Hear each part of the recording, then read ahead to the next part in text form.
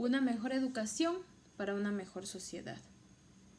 O como el poeta Hesíodo en la antigua Grecia dijo, la educación ayuda a la persona a ser lo que es capaz de ser.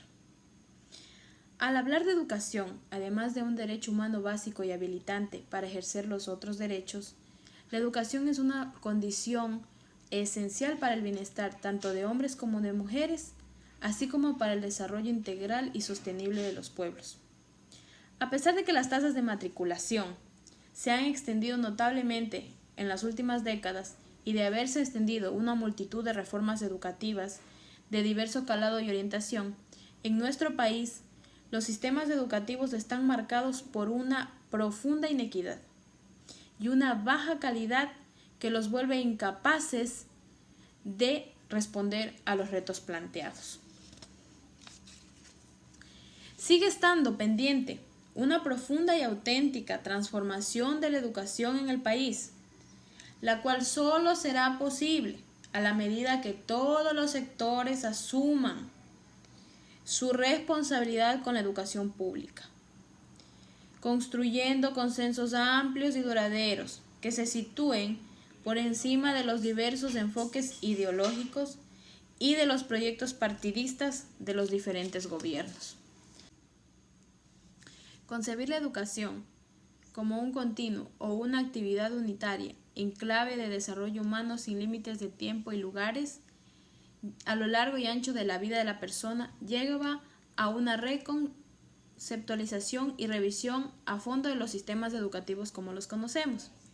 Se trata de que no solamente se asegure la continuidad de la educación o la articulación interna, tanto vertical y horizontal, entre los niveles de etapas y programas formales y no formales, instituciones, espacios y medios educativos, sino también una continuidad societal que articule y ligue los sistemas educativos con otros sistemas y procesos tanto económicos, políticos, culturales y en general con el desarrollo de la vida en la sociedad. Esta concepción nos lleva como consecuencia a considerar el hecho educativo y el papel de los sistemas educativos nacionales desde la perspectiva de construcción de una sociedad educadora, que promueva comunidades y espacios de aprendizaje, con fuertes vínculos y participación de diversos agentes sociales y políticos. Algunas instituciones de formación profesional usan el término continuo educativo para referirse a la secuencia de etapas y actividades de los programas que ofrecen. La concepción del continuo educativo que proponemos implica en todo un unitario los principios que son la educación permanente, el derecho de todas las personas a realizar su plenitud humana a través de la educación durante toda su vida, la articulación sistemática y sinérgica de los niveles, etapas, formas e instituciones que conforman los sistemas educativos nacionales, la democratización y la equidad en el acceso a los medios de información y al conocimiento. Podemos decir que la educación no solo se da en la escuela o de modo sistemático, sino también en otras instituciones y a través de personas, medios y en circunstancias que, al igual que las escuelas, cumplen funciones educativas al margen del sistema formal. De hecho, lo no formal y lo informal o lo asistemático se encuentran en íntima conexión con lo formal y con lo sistemático, proporcionando fundamento, construyendo sobre o construyendo a la deconstrucción y reconstrucción de los aprendizajes en la escuela en un continuo sinfín. Un proyecto educativo nacional para la educación a lo largo de la vida que tiene que trascender necesariamente las concepciones tradicionales de los sistemas educativos que existen en la actualidad.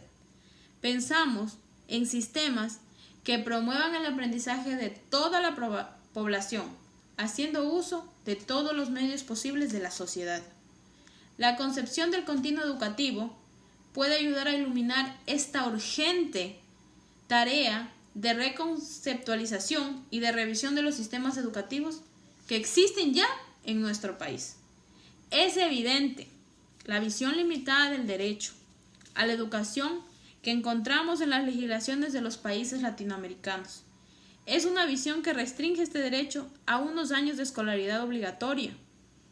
Por lo general, educación primaria, en algunos casos, añadiendo un periodo de educación preescolar y parte de la educación secundaria en las etapas de la vida en las que deben ocurrir. La inequidad que generan los mismos sistemas educativos revela que nos encontramos ante situaciones de legalidad incumplidas y de violación sistemática por parte de los gobiernos, del derecho a la educación de millones de niños, adolescentes, jóvenes y adultos, a quienes se les acorta la posibilidad de realizar su plenitud humana y de llevar vidas dignas.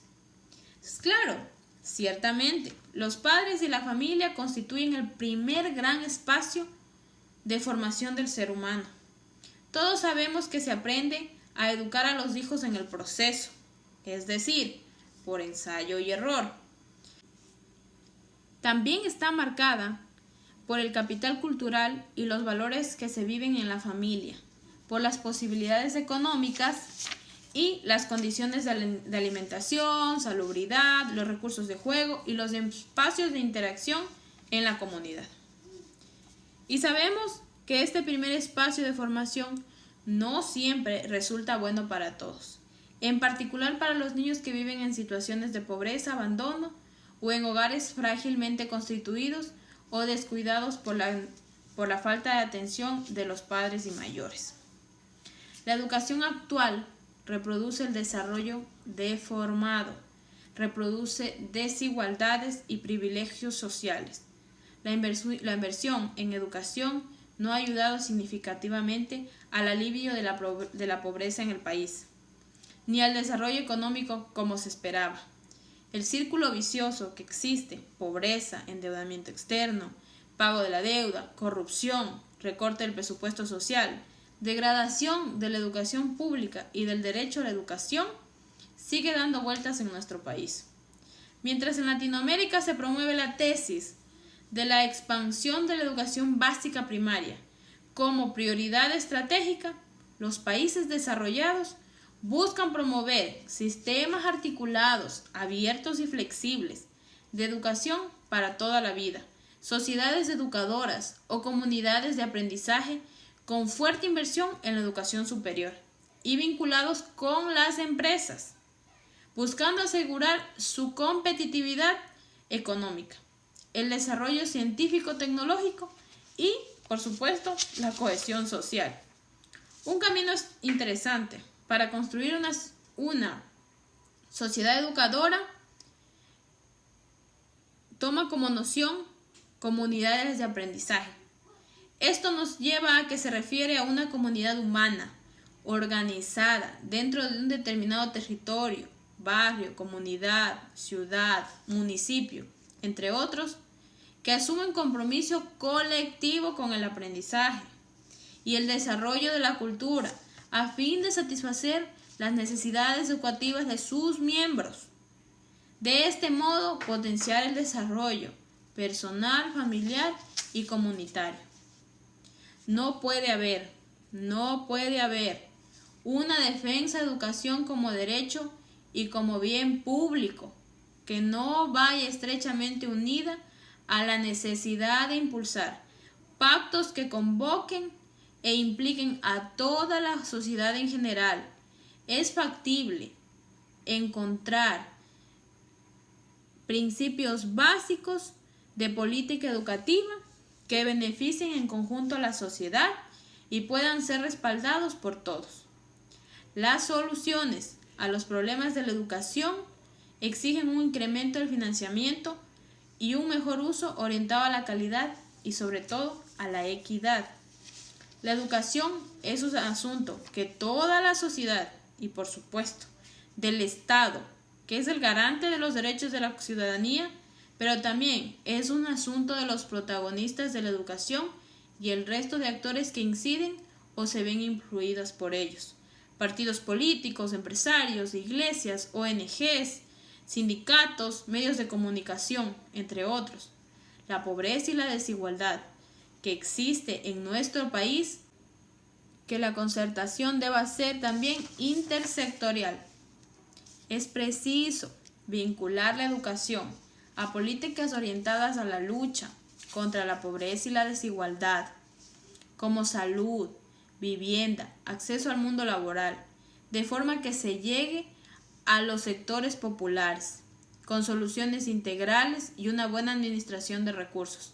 Somos conscientes de las dificultades que entraña impulsar pactos para la educación en sociedades tan desiguales como la nuestra, que marginan a aquellos que carecen de los medios o de los conocimientos. Es por ello que las voces de las mayorías empobrecidas y excluidas deben ser escuchadas y sus necesidades atendidas. Impulsar la participación de esos sectores en la concentración de las políticas implicará cambios de correlación de fuerzas tradicionales y de grupos de poder. En este sentido, los procesos de concentración para la educación pueden ayudar a construir sociedades más incluyentes y democráticas. La educación no es la preparación para la vida. La educación es la vida en sí misma.